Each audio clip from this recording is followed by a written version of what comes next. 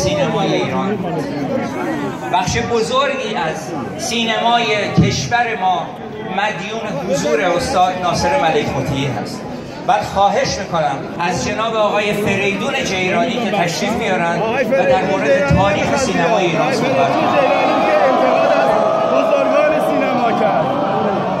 آقای جیرانی نیازی نیست حرف بزنه. آقایش بگو.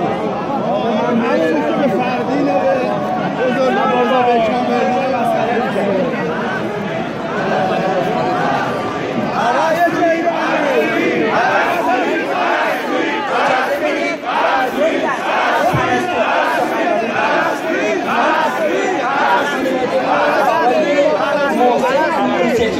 رئیس کانون کارگردانان تقاضا می‌کنه بیان بالا توی فضای احساسی آقای محسن امینی تشریف بیارید بالا. آقای جیرانی آقا بذارید صحبت کنه. سلام عرض می‌کنم خدمت دوستان. تسلیت عرض می‌کنم. من حامل پیامی هستم از بزرگی و یعنی در محضر دوستان جسارت نمی‌کردم که خدمتتون برسم. و اثر جنازه فرمون سینما ایران باید یاد کنیم از قیصر سینما ایران.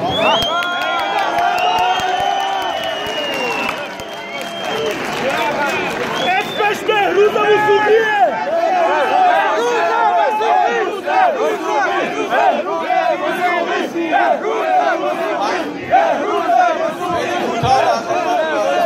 چند ساعت پیش من با بهروز خان وثوقی صحبت می‌کردم. یک پیام برای شما مردم داشتن به احترام شما، به احترام بزرگانی و به احترام خانه سینما. من این پیام رو برای شما پخش میکنم و مرخص میشم. خواهش میکنم سکوت رو رعایت کنید. بهروز خان وثوقی با شما صحبت میکنم.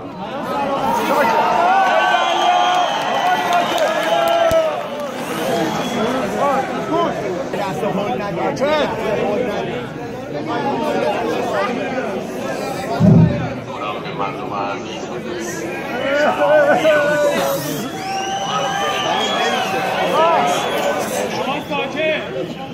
40 ساله که دور از وطن و دور از مردم.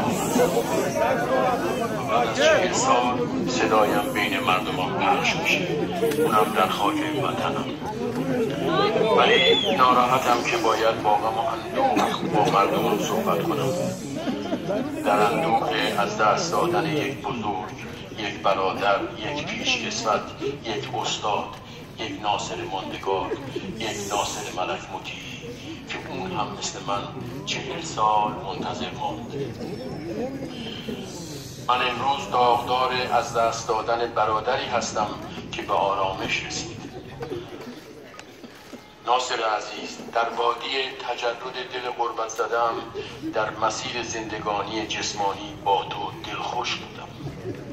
اینک ای استاد و پیشکسوت هنریم که سالهای گذشته در کنار هم مثل دو برادر کار کردیم. من در غم از دست دادنت در این غربت غریب دور از وطن مرثیه گوید شدم. ناصر عزیز 30 سال بر پرده سینما محبوب دل مردم بود و 40 سال بیرون از پرده باز هم محبوب مردم ماند. و حالا ناصر پیش ما نیست. ناصر رفت پیش فردین عزیز، رفت پیش شاعر سینما، پیش علی حاتمی، رفت پیش بزرگانی که سینمای ایران را ساختند و تحویل جوانان امروز دادند.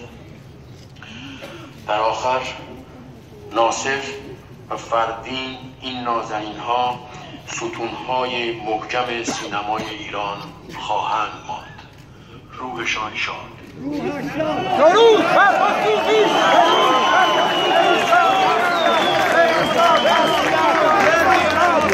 خداوند ناصر خان رو رحمت کنه، فردین بزرگ و با امید بازگشت و بازی بهروز وثوقی عزیز.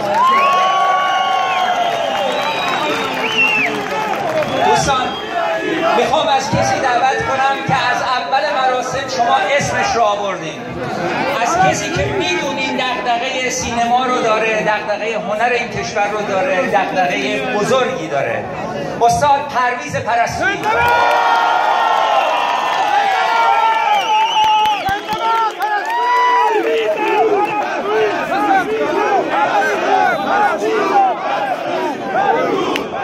سلام علیکم خدمت حضار محترم. خواهش میکنم یه لحظه سکوت بکنید. آقای بهروز وصوقی حجت رو تمام کرد. چقدر سکوت خوبی کردید. من یه خواهش ازتون دارم.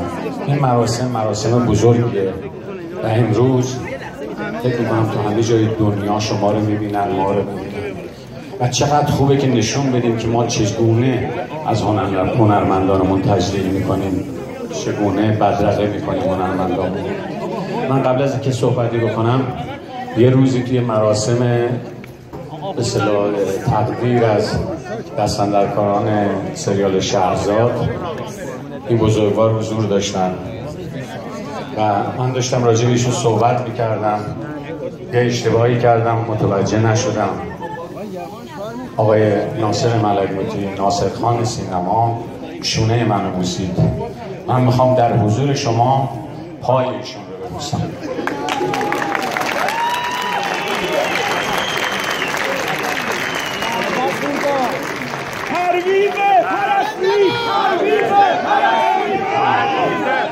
خب اجازه بدید، من واقعا ممنونم ازتون. چیزی که دیروز با دوستان عرض می‌کردم، گفتم ببینید ناصر خان اولا تسلیت بگم اول به کیا، به پوری بنایی، تسلیت بگم به نصرت کریمی، تسلیت بگم به وحدت، تسلیت بگم به همایون عزیز که اینجا این گوشه نشستن، تسلیت بگم به انوشیروان روحانی و خاندانش و تسلیت بگم به سعید راد و تسلیت بگم به همه اون نسلی که هم نسل ناصر ملک‌مطیع بودن اول و بعد تسلیت بگم به شما عزیزان.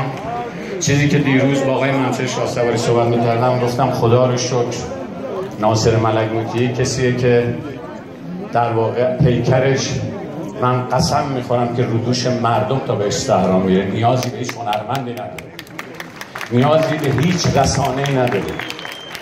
این که دارید میگید صدا و سیما ننگدباد، بهتره که اینه نگیم، اجازه بدید یه جور دیگه بگیم، بذارید بگیم، بذارید منم میگم یه جور دیگه بگیم، بذارید من در واقع با این مطلب شروع بکنم. پرویز خان خیلی مردی. من اجازه بدید اینجا هستیم چون که میهن ما اینجاست، مهر وطن نیروی بی پایان زندگی ماست، سایه بزرگ مهر به میهن بر سر همه ماست، این سایه گسترده است، گسترده تر می شود و وای به حال آنانی که این سایه را نمیخواهند. از هر زبان و قدم و فرهنگ در آغوش هم، پشت به پشت هم، ناصر خان یادگار و نماد این دوستی هاست. مهر مردم مرهم هر زخمی است، هر زخمی با مهر مردم آرام میگیرد. قدر این مردم را بدانید. ما سینماگران که نفس به نفس مردم زنده ایم، خوب میدانیم چه میکند مهر مردم.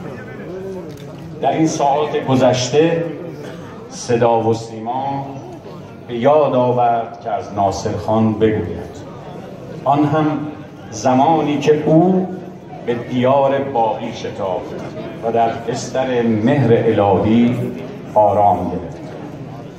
اما یادتان می آید همین چند وقت پیش با این بزرگمرد چه کردید؟ حرف سر اینه. ببینید ما تاریخ رو نمیتونیم خط بزنیم، تاریخ رو نمیتونیم پاره بکنیم.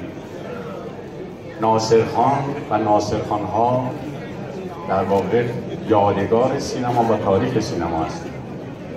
این که بگیم بهروز وصوقی نمیخوام شعار بدیم، بهروز وصوقی رو نمیشه فراموش کرد. بهروز وصوقی به همه ماها بازیگری یاد داد. ما هممون اگر بگیم نه دروغ گفتیم، به عشق این آدم ها کشیده شدیم این طرف بازیگری، ولی الان یادمون نمیاد این آدم ها رو. من حرفم سر اینه، صدا و سیمای محترم، اولا صدا و سیما مال شما نیست، صدا و سیما از پول شما و ما و هممون از بودجه بیت المال شده صدا و سیما. پس صدا و سیما مال ماهاست، مال تک تک ماهاست. من میگم شما چرا در واقع ناصر ملک کشیدید به تلویزیون؟ مگه التماس کرده بود؟ مگه درخواست کرده بود؟ مگه 40 سال سکوت نکرد؟ 40 سال شما با مناعت طبع از ایشون فقط سخن شنیدید، نه اعتراض. خودش ریخت و چندین و چند بار ما ناصر ملک رو کشتیم به این چند ساله اخیر. و دیگه امروز به دیار باقی شتاب. من حرفم سر اینه که دوستان هنرمندان، اگر واقعا بویی از هنر واقعی بردیم، یه ذره به این صفت هنرمندی توجه بکنید. آقای مهران مدیری عزیز، بذارید راحت بهتون بگم، شما هنرمند شایسته‌ای هستید، طناز خوبی هستید، من به شخص خیلی ارادت دارم به شما. یه سوال همیشگی از مهماناتون میکردید، عاشق شدی؟ من میخوام یه چیزی بگم آقای مهران مدیری، شما میدونستی که ناصر ملک عاشق مردمش بودن پیش شما؟ چرا دفاع نکردید؟ چرا وقتی تلویزیون برنامه رو اعلام کرد که پخش میشه، من با عشق تمام نشستم که برنامه رو ببینم، برنامه قطع شد و طبیعت نشون دادن به ما؟ چرا بحث جرأت و بروز؟ من میگم یک ذره در واقع بیاندیشیم، ماها یک خانواده هستیم. من دارم به رفیقم انتقاد میکنم، به رفقای خانه سینمام دارم انتقاد میکنم. 40 سال در واقع اسمی از ناصر ملک توی امثالم نبردیم، وحشت داشتیم از این. وحشتی نداره، چون اینا خیانت نکردن، اینا اختلاس نکردن، اینا کلاهبرداری نکردن.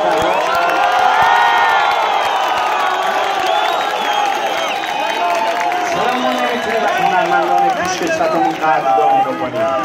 چرا باید در چنین روزی عینک بزنیم و کت شلوارمون رو بپوشیم بیایم در این مراسم شرکت بکنیم؟ منظورم اون آدمایی است که نیامدن و الا قدم همه رو تخم چشم ما. ولی من حرفم اینه، ناصر خان که رفت، شاید از این حرفا قبل هم زدیم، ولی تو رو به وجدانتون، تو رو به اون خاک صحنه که قداست خیلی بالایی داره، تو رو با اون حرمت دوربین بیاییم اهالی سینما به فکر این نباشیم بگیم من که خرم از پل گذشته، من که دارم کارمو میکنم، من که امروز وقت ندارم، من که امروز نمیتونم، من که امروز نباید بیام. بیاییم ما چند تا ناصر ملک، چند نفریم، جماعت سینما طبق آماری که از حالا شاید زیاد شده باشه که داره کم میشه، تو همین ماه گذشته روح شاد حسین شهاب، ایشون هم قریبانه رفت. روح شاد ناصر چشمازر، به قول شاهد احمدوی عزیز، لباس نوشو پوشید رفت تلویزیون راش ندادید. واقعا این مایه شرمه.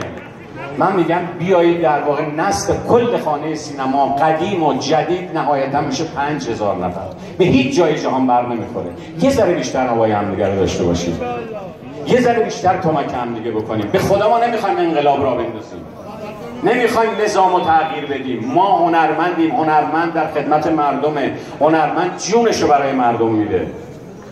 پس بنابراین من میگم قدر هنرمندانمون رو بدونیم، بذاریم نسل جدیدی که میاد قدرشناس باشه، بذاریم بگیم. من بارهایی رو گفتم ببینید شاید خنده‌دار باشه براتون، بازیگری، هنر، حالا چه در عرصه کارگردانی باشه، چه فیلم برداری باشه، چه بازیگری باشه، به یک نوعی نعوذ بالله خدایی کردنه. ما خدایی میکنیم. چرا؟ به خاطر اینکه بنده پرستویی اگر لایق باشم، حالا خودم رو باور نکنم، در من کوچکترینم، اگر قبول داشته باشیم که من بازیگرم، اگر میتونم با یک نقشی شما رو حالتون رو عوض بکنم، منو فراموش کنید، با من گریه کنید، با من بخندید، پس من یک نفر رو خلق کردم. پس بدونید ما خیلی قدرتمند هستیم، پس ما میتونیم فرزندان خوب خدا باشیم. پس یارامون رو از دست ندیم. بیاییم به خاطر رضای خدا، بیاییم به خاطر وجود خدا، به خاطر عشق به خدا، بیاییم در واقع حرمت پیشکسوتمون رو نگه داریم، بیاییم حرمت قدیمیامون رو نگه داریم. ببینید این شطور در خونه همه میخوابه، اینجوری نباشه که در واقع ما فقط توی بیمارستان بریم ملاقاتش. یک چیزی هم که جدیدن راه افتاده، خدای نکرده، خدای منو ببخشید، قصدم اهانت و توهین نیست، بعضا من میدونم برای فالووره، بعضا برای لایک خوشگل است، به قول معروف توجه میکنین عکس یادگاری گرفتنه، اینه که بیایم با دلمون با اینا برخورد بکنیم. خوبه که میریم به ملاقات اینا، خوبه که میریم به عیادت اینا، ولی بیایم از اون مسئول صدا و سیما گرفته خنده‌داره برای من. یعنی من دیشب دیدم تمام مدت 29 شب، نصف شب، نمیدونم شب 5، بعد ناصر ملک‌بیتی فقط یه فیلم بازی کرد، اونم با آقای عطشانی. توجه می‌کنید؟ فقط اون فیلمو بازی کرده. امیرکبیر که نبوده که، فرمون معروف نبوده که سینما رو دگرگون کرد با بازیگری. خب اینا رو ما چرا در واقع یادمون میره؟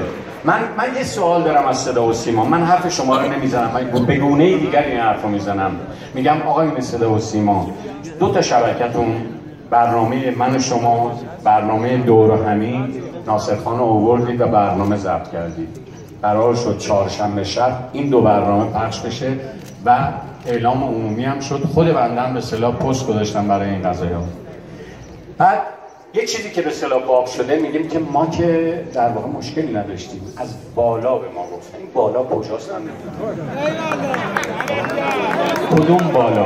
بعد من الان میخوام بگم، اون بالایی ها میخوام بگم، ناصر خان اون موقع که برنامه‌شو پخش نکردید تا الان چه کار کرد که حالا اون بالایی ها گفتن مرگشو میتونیم پخش بکنیم؟ چرا؟ پس اگر ایشون میتونست از دیشب روی آنتن باشه، بعد از 40 سال هیچ کاری نداشت. مثل بهروز وثوقی، ببخشید من به عیادتش رفتم، به دستبوسیش رفتم، با صراحت تمام میگم، پیغامم داده به شماها، دستبوس یک شما هاست، به عشق شماها داره زنده میمونه. خب من میگم که این آدم ها در واقع هستن، وجود دارن. ناصر ملک‌بیتی فقط اومده بود بعد از 40 سال. ببینید ما اینجا اگر آمار بگیریم خیلی هنرمندان اینجا حضور ندارن، حالا هر یک گرفتاری داره اینا. یعنی جمعی اینجایی که وجود دارن همون مردمن که شماها قلب هنرمندا هستید، شماها عشق هنرمندا هستید. این بزرگوار فقط به عشق شما رفت تو تلویزیون که با شما رو در رو صحبت بکنه. شمایی که الان از صبح اومدید اینجا، میدونم تشنه‌اید، میدونم گرسنه‌اید، بعضا روزه‌اید، به هر شکل به هر حال آمدید اینجا، فقط می‌خواست با شما صحبت بکنه. به خدا نه چیزی می‌خواست، نه پولی می‌خواست، نه خونه‌ای می‌خواست، نه امکاناتی می‌خواست، نه رفاه می‌خواست. که هیچ کدوم اینا رو هم خوشبختانه چون هنرمند بود نداشت. چون هنرمند مسعود خان کیمیایی نباید، اگر ما در واقع قدر هنرمندمون رو بدونیم، ناصر ملک‌بیتی نباید با این سن سال هنوز باید کار میکرد، کاری که اصلا ربطی بهش نداره، ولی شرافت داشتون کار. پس بنابراین من میگم که شما که قدردان هنرمندا هستید، ما قلبمون برای شما میتپه، عشق شما کار میکنید، ولی خطاب به اون مسئولی، چه در وزارت ارشاد، چه در صدا و سیما، بدونید که هنرمند با این جمع زنده است، برای این مردم کار میکنه، به عشق مردم زنده است. پس بنابراین شما اگر میاد یه هنرمند نشون بدید، لطف اون هنرمند نکردید، اصلا لطف نکردید. اون هنرمند در واقع خیلی عزت سر شما گذاشته، اومده تو برنامه شما رو پر کرد، پولها خرج میشه برای این برنامه سازی. چی میگید به هنرمندی که اونجا هست؟ نهایتا 2 تا سکه میدید؟ آیا هنرمند لنگ اون 2 تا سکه است؟ نه، فقط به عشق شما هست این کار میکنه. اما ممنونم ازتون، دم همتون گرم که این جمع گرم و صمیمی رو تشکیل دادید و من مطمئنم که ناصر خان کیمیایی باید بیاد بالا صحبت کنه. مسعود خان کیمیایی، کارگردان فیلم نوشتر، کارگردان مسعود خان کیمیایی، انشالله مسعود کیمیایی رو حفظ بکنه. به هر حال کسی بوده که با اینها هم دوش همراه بوده تا همین الان و اینجا با این جسم به قول معروف محترمش در واقع اینجا نشسته. میدونم که دچار نقاهت بیماری رو گذرونده، واقعا که دمش کرد که به هر حال تونست با قیصر تحولی توی سینما ایران وجود بیاره، تونست شکل بازیگری، نگاه بازیگری رو عوض بکنه. این نمیشه کتمانش کرد. اما من یه چیزی از شما خواهش میکنم، یه خواهش ازتون دارم. تا الان اینجا مراسم رو خوب برگزار کردیم، ولی ما بالا بریم پایین بیان شیعه مسلمانیم، نمیتونیم نماز ایشون رو نخونیم. بنابراین فرزند آقای آهنگران بعد از سخنران بعدی قرار است که نماز ایشون رو بخونه. من ازتون تقاضا میکنم، دست یکایی که تو میبوسم به حرمت ناصر ملک‌مطیع، بذاریم که این نماز با شکوه، با سکوت و همراه بشیم با اون عزیزی که به اصطلاح نماز میکنه، بذاریم که ببینن تو تمام دنیا ما به خدا بلدیم از هنرمندانمون قدردانی بکنیم. ما فقط هنرمندانمون روز و روزگار براتون خوش، انشالله که بهترین ها براتون اتفاق بیفته و توان این داشته باشید که اونجا نفس داره میکنه در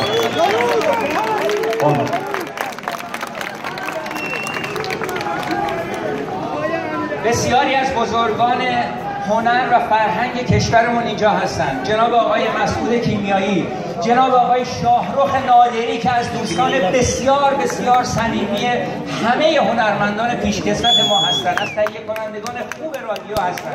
اجازه بفرمایید جناب استاد کیمیایی صحبت کنید.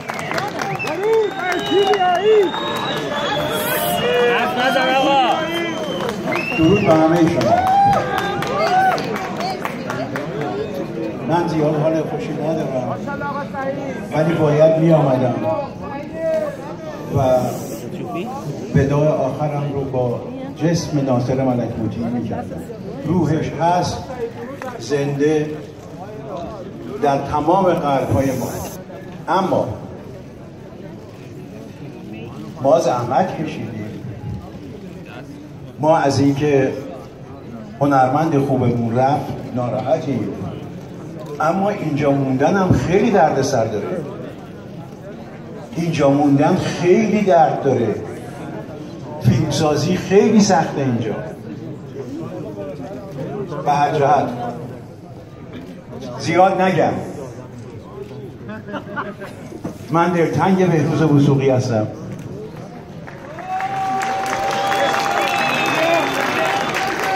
من با بهروز وثوقی زندگی کردم از نوجوانی، با هم کار کردیم. 8 تا فیلم من باهاش کار کردم، حتی فیلم کوتاه اولو هم میگم. درود به همه شما که اینقدر بلند پروازانه هنرمندای خودتون رو تشویق میکنید. اونی که اینجا مونده خیلی سخت میکشه، اونی که دم نمیده خیلی سخت میکشه. دم دادن خیلی راحته، زودتر سلام کردن خیلی راحته، اما واقعیت چیه؟ من تعظیم میکنم به ناصر ملک‌مطیع، باش قیصر رو کار کردم و دیگه بختیارم نبود. با آقای پرویز پرستویی کار کردم که زیبا، بسیار بازیگر توانا و دوستش دارم.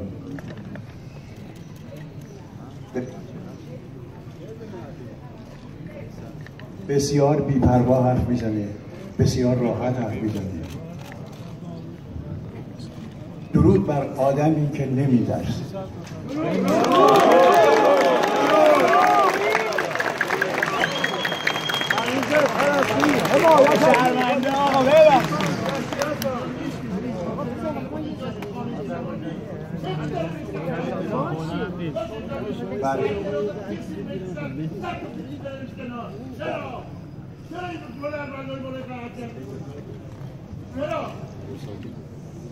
بدانید صدای این دوستمون رو شنیدید.